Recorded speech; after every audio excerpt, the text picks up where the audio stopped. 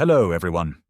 The 20th century witnessed the tempests of history, wars that reshaped the world, empires that crumbled, and men who carried the fate of nations on their shoulders.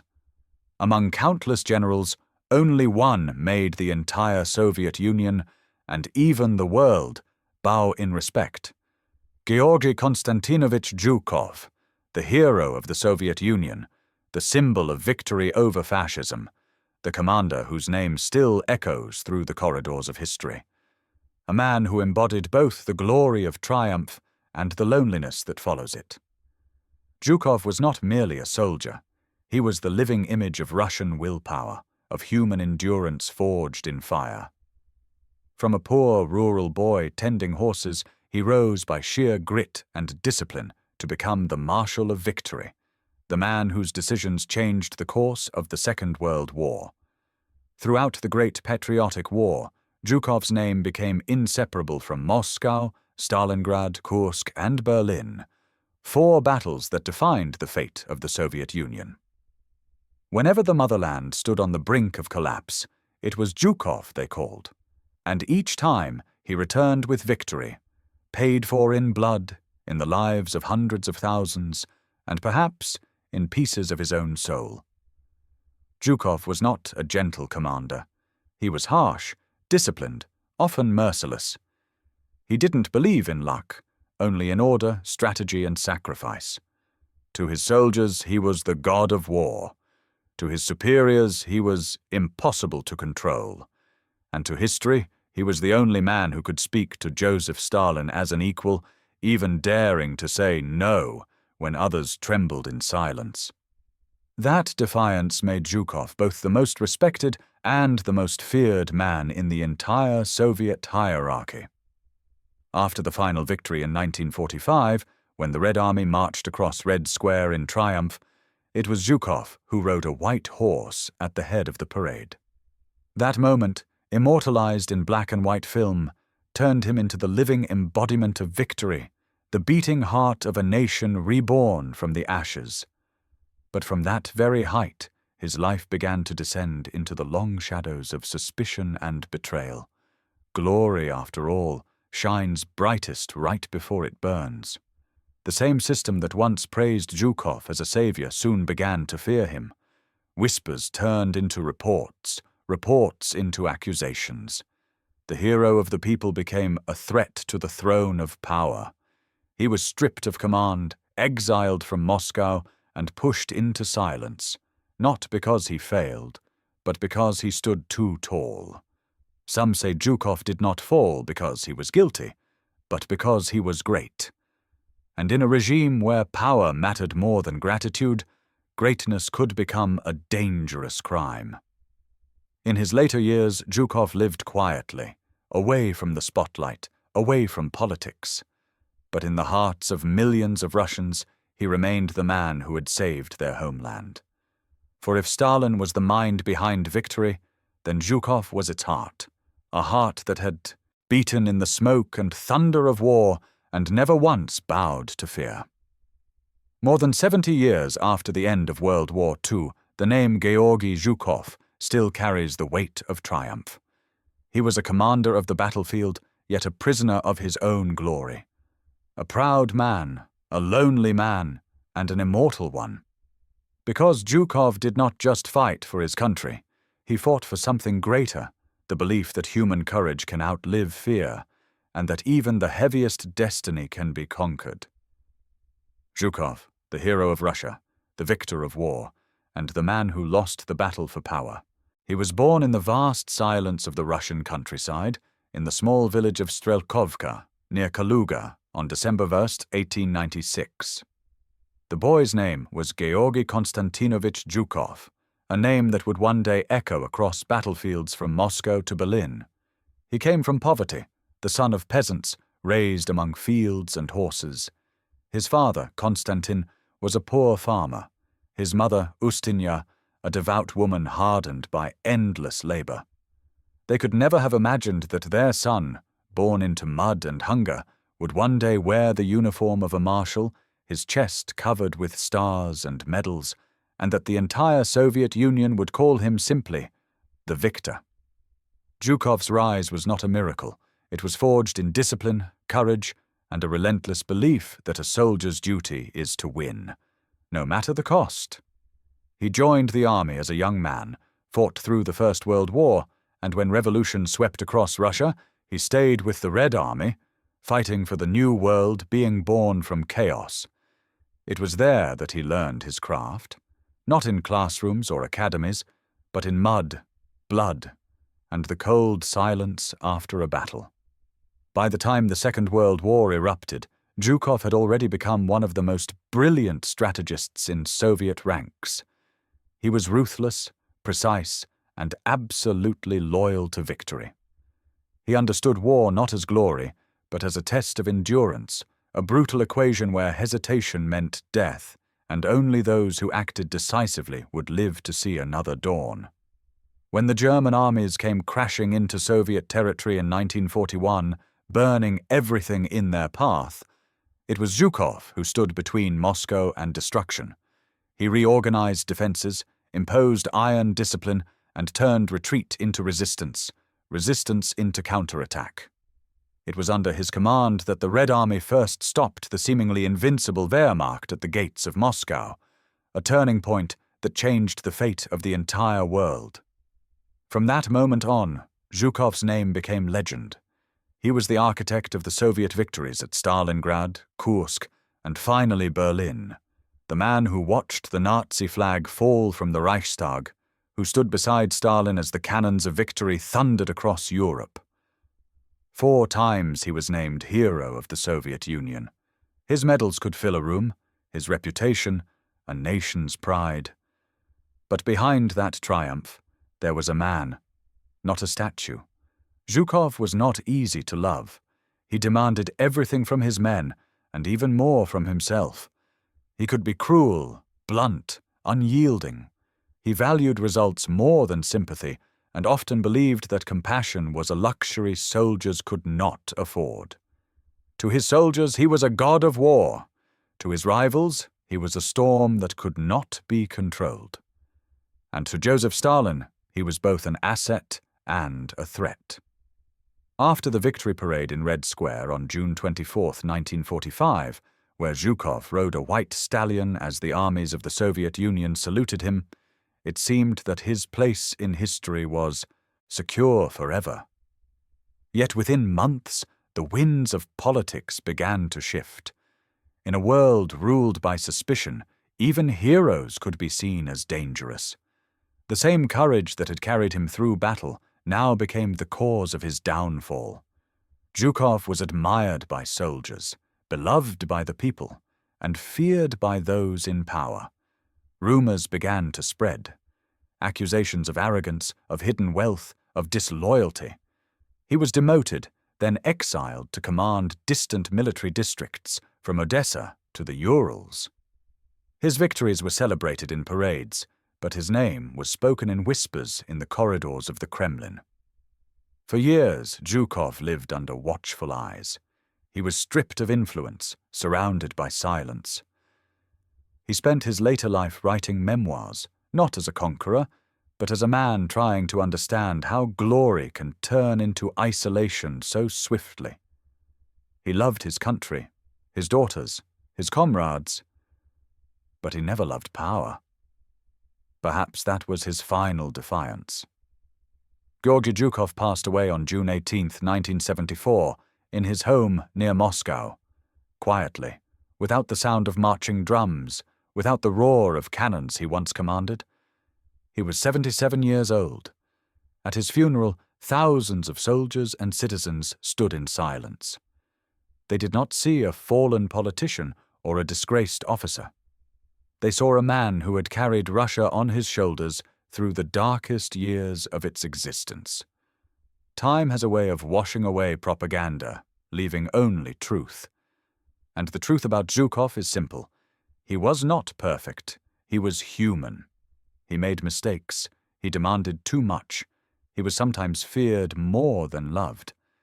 But when history called for strength, it was Zhukov who answered.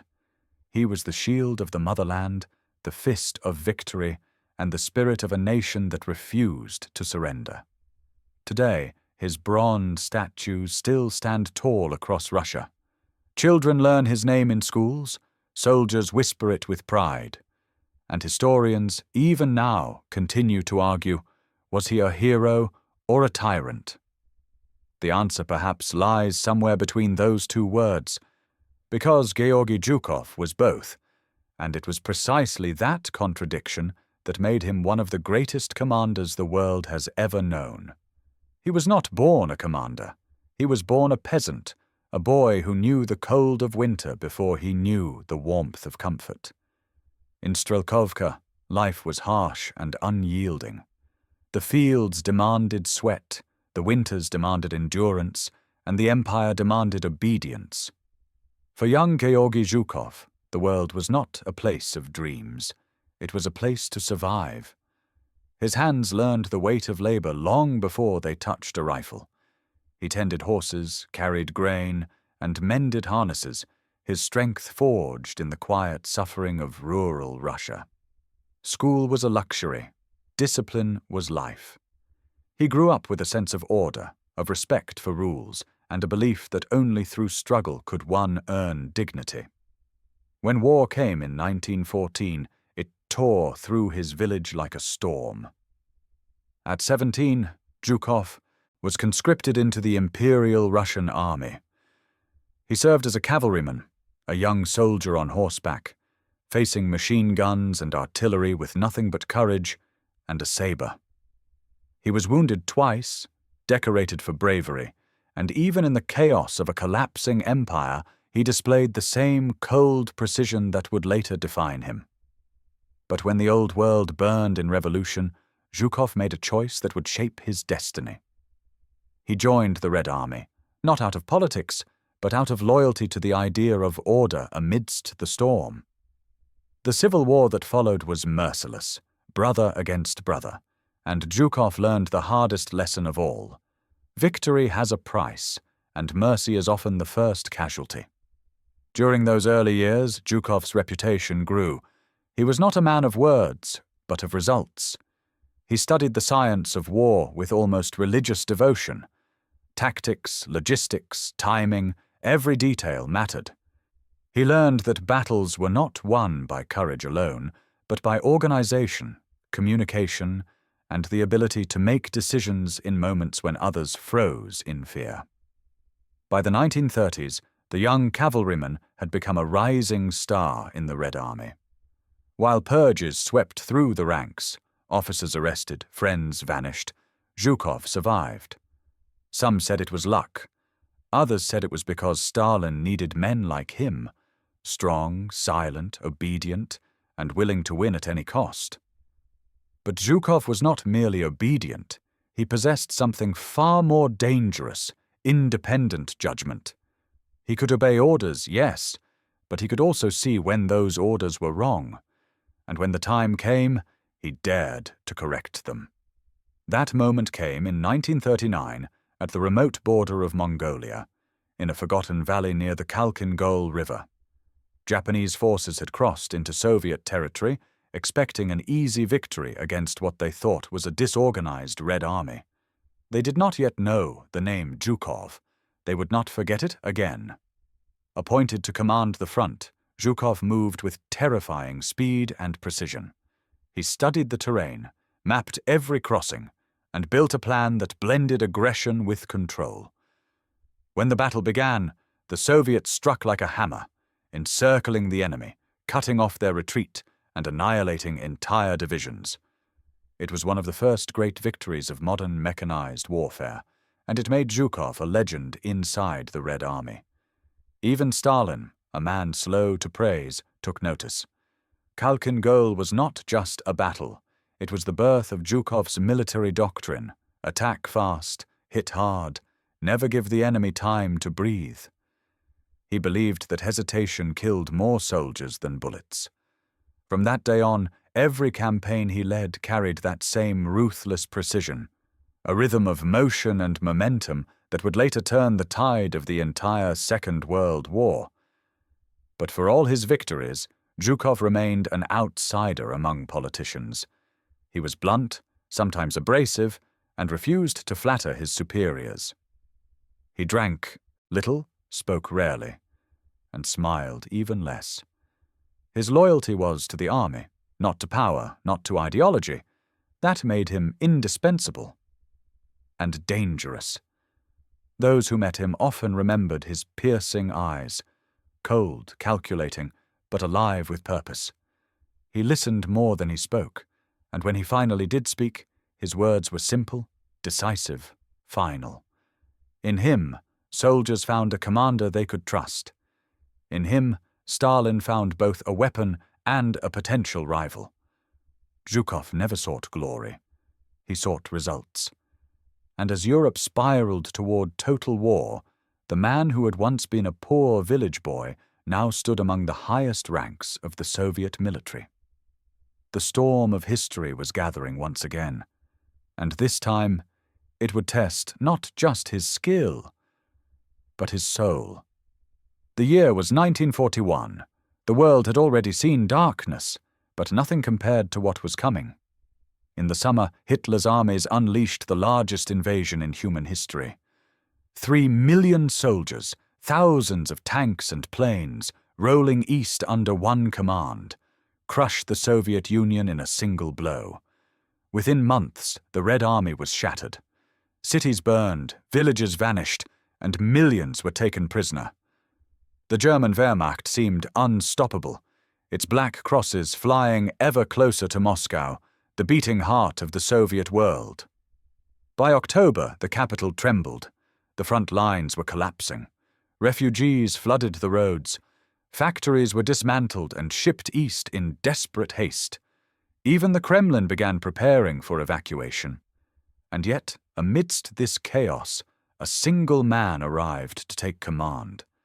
A man with cold eyes and iron will. Georgy Konstantinovich Zhukov. He came to Moscow not as a politician, but as a soldier. He had been recalled directly by Joseph Stalin, who knew that if anyone could stop the Germans, it was him. "Comrade Zhukov," Stalin said, "the fate of the capital is in your hands." To any other man, those words might have been a curse. To Zhukov, they were simply orders. When he arrived at the front, he found panic. Soldiers retreating, generals uncertain, morale broken. He did not shout. He did not curse. He simply began to rebuild. He reorganized the lines, executed deserters, brought fresh divisions from Siberia, men hardened by the cold, trained to fight in snow and silence. He placed them where the enemy least expected. And then he waited. The Germans advanced with confidence. They could see the towers of the Kremlin through their binoculars. They believed Moscow would fall within days. But Zhukov knew something they did not. He knew winter was his ally. He had studied weather reports, troop movements, supply shortages. He understood that once the frost set in, the German army would freeze inside its own arrogance. So he waited until the first snow fell. And then he struck. On December 5, 1941, in temperatures dropping to -30 degrees, Zhukov unleashed a counterattack across the entire front. Hundreds of thousands of Soviet troops charged forward, their white uniforms blending into the blizzard, their rifles wrapped in cloth to silence the metal's cry. It was the first major victory against the German army, a moment that shattered the myth of Nazi invincibility. Zhukov's tactics were merciless and brilliant. He used surprise, mobility, and psychological warfare. He didn't just want to push the enemy back, he wanted to break their spirit. His orders were clear: no retreat, no surrender. Moscow must stand. The battles were fought in snowdrifts taller than men. Soldiers froze in their trenches, tanks refused to start in the bitter cold. But still they fought, because Zhukov fought with them. He was not a man who commanded from comfort. He stood in the front lines, inspecting positions, shouting orders through the snowstorm, his greatcoat covered in frost, his voice cutting through the wind like steel. To his soldiers, he became something almost mythical, a man carved from iron, impervious to fear or fatigue. They followed him not because they had to, but because they believed he could do what no one else could: save Moscow. And he did. By January 1942, the German army had been pushed back more than 100 miles. The threat to the capital was broken. For the first time, the Red Army had turned defeat into victory. And for the people of the Soviet Union, that victory was not just military, it was spiritual. It proved that Hitler could be stopped. It proved that Russia could not be conquered. And it gave the world a name it would never forget: Zhukov. In the months that followed, the Soviet propaganda machine turned his image into legend. Posters, speeches, songs, they all carried the same message: Zhukov saved the motherland. But the man himself remained silent. He hated publicity, avoided interviews, and focused on the next battle. Because for him, Moscow was not the end, it was only the beginning. Still, even in victory, Zhukov carried a shadow. He had seen too much: entire divisions erased, soldiers frozen where they stood, heroes buried beneath the snow. He knew that behind every medal lay a grave. He never spoke of those nights. But those who saw him after the battle said his eyes had changed, harder, quieter, as if they had frozen too. For Stalin, the victory at Moscow was a gift. But it was also a warning. He saw the way people spoke of Zhukov, the way soldiers raised their glasses to his name. In the Soviet Union, no one was allowed to shine brighter than the leader. And so, while Stalin smiled in public, in his heart, suspicion began to grow. Zhukov had saved Moscow, but in doing so, he had become too powerful, too admired, too necessary. And in a country built on fear, necessity was often the first step toward danger. The winter of 1941 had made Zhukov immortal, but it had also sealed his fate. From that moment on, his greatest victories would bring him not closer to power, but closer to the edge of the abyss.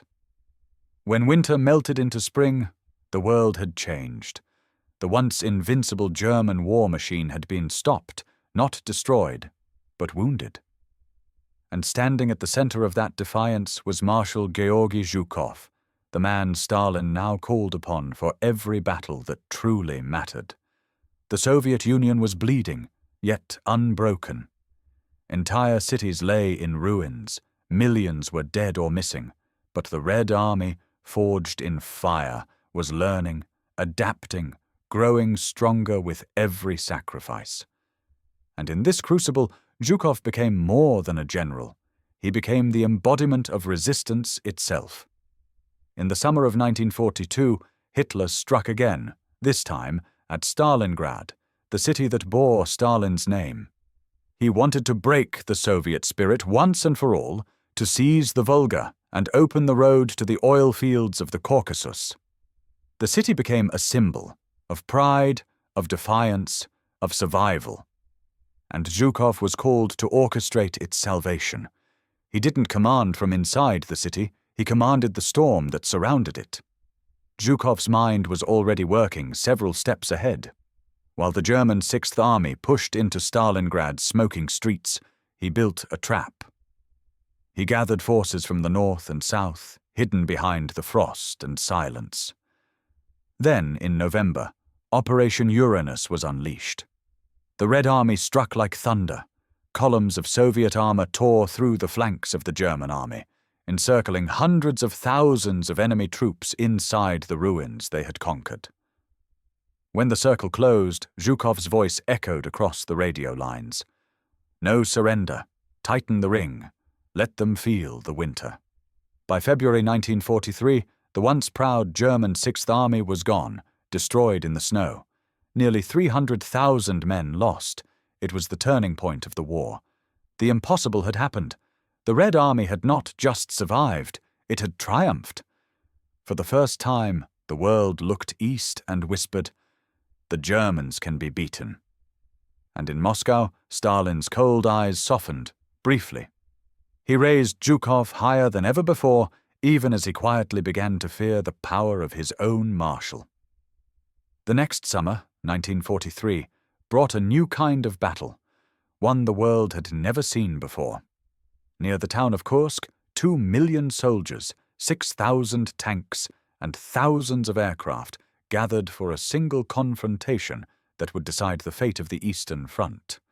Hitler wanted revenge. He planned to crush the bulge in the Soviet line, a massive armored assault called Operation Citadel. But Zhukov had seen it coming. He waited. He prepared. He built defensive belts stretching hundreds of kilometers, with minefields, anti-tank guns, and camouflaged trenches deep as fortresses. When the Germans advanced in July, they met not a line, but a wall of fire. The earth itself seemed to explode. At Prokhorovka, the largest tank battle in history erupted, a storm of steel, fire, and chaos.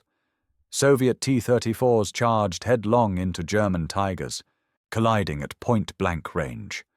Engines roared, guns flashed, and the sky burned black with smoke. Zhukov coordinated it all with the calm of a chess master. He knew when to hold, when to strike, and when to let the enemy bleed itself dry. When the counterattack came, the Red Army swept forward like a rising tide. Kursk was not just a victory, it was the moment Germany lost the initiative forever. The message was clear. From now on, the Red Army would not retreat. It would advance, all the way to Berlin. Between 1943 and 1945, Zhukov commanded one of the most relentless offensives in military history. Through forests and fields, through cities turned to dust, the Red Army pushed westward, step by bloody step. Every kilometer was paid for in lives, yet Zhukov never wavered. He moved armies as if they were instruments in a symphony, each strike timed, each division placed with brutal precision. His command style was both admired and feared. He demanded everything, from himself and from others. He slept in his boots, ate when he could, and seemed to know every contour of every battlefield. To his soldiers he was the Iron Marshal, a man who did not bend, did not flinch, did not forgive weakness.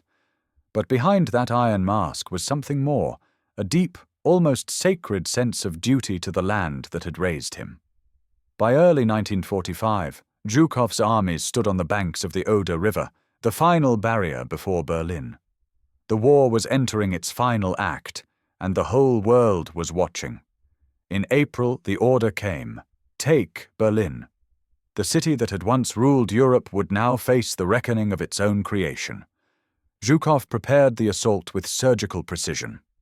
Over 2.5 million Soviet soldiers, 6,000 tanks, and 40,000 artillery pieces gathered like thunderclouds around the German capital. On April 16, 1945, the horizon erupted. The night sky turned to fire as thousands of guns roared in unison. Zhukov's troops advanced through a storm of smoke, rubble, and blood. Street by street, building by building, they clawed their way into the heart of the Third Reich. The battle lasted 2 weeks. By May 2nd, Berlin had fallen. The red banner of victory, the victory banner, was raised above the Reichstag. Zhukov stood beneath it, silent, his face lit by the flames of a dying empire. He had done what no army in history had achieved. He had crushed Hitler in his own capital. When the guns finally fell silent, Europe held its breath. The war was over. The nightmare was ending. And for the Soviet people, one name shone brighter than any other: Marshal Zhukov. On May 8, 1945, in the shattered heart of Berlin, Zhukov accepted Germany's unconditional surrender. He signed his name, calm, deliberate, and handed the pen back with the same discipline that had carried him from the fields of Strelkovka to the throne room of history. For his soldiers, he was the man who had led them to victory. For his country, he was the hero who saved it from extinction. For the world, he became a symbol of endurance, of defiance, of the indomitable spirit of the Russian people. But for Zhukov himself, the victory was bittersweet. He had achieved the impossible. He had marched from the Volga to the Spree, from despair to triumph. Yet as the celebrations began, he knew that the greatest battles were behind him, and that new, quieter wars were waiting in the corridors of power. The road to Berlin had ended, but the story of Zhukov, the man, the legend, the survivor, was far from over. Victory. The word echoed across continents, church bells rang, banners waved, people wept and sang in the streets. In every village, every shattered city, the war was over. The Red Army had done the impossible. It had defeated Hitler. And standing at the heart of that victory was one man, Marshal Georgy Konstantinovich Zhukov. He rode through the ruins of Berlin not as a conqueror, but as a soldier who had seen too much death to celebrate it. The applause, the medals, the speeches, they all felt hollow against the memory of the fallen. Behind every cheer, he could still hear the echo of the guns, still see the faces of boys who never came home. Yet to the world, Zhukov was a hero. In the West, newspapers called him the man who defeated Hitler. In the East, he became a legend, the Marshal of Victory. He was adored by soldiers, respected by allies, and feared quietly by the one man who ruled above him, Joseph Stalin. To Stalin, Zhukov's fame was a threat. The people loved their marshal too much. They shouted his name in parades, they spoke of him with reverence usually reserved for saints or for leaders. And in a system built on fear and loyalty, love could be more dangerous than rebellion. Within months of victory, the shadow fell. Whispers began to spread. Zhukov was too ambitious, too independent, too popular. He was accused of arrogance, of hoarding trophies of war, of disrespecting the party line. None of it mattered whether it was true. In Stalin's world, suspicion was enough. In June 1946, the great hero of Moscow and Berlin was suddenly removed from command. No trial, no honor, no explanation. He was sent away, first to Odessa, then to the Urals, far from the capital he had saved. From the heart of the empire, he was exiled to its quiet edges. For Zhukov, it was not disgrace that hurt most, it was irrelevance. He who had commanded millions now oversaw border guards and supply units. The war that had defined his life was over, and peace, ironically, became his battlefield. He wrote reports, trained officers, inspected drills, but every night he returned to silence. No orders, no maps, no front.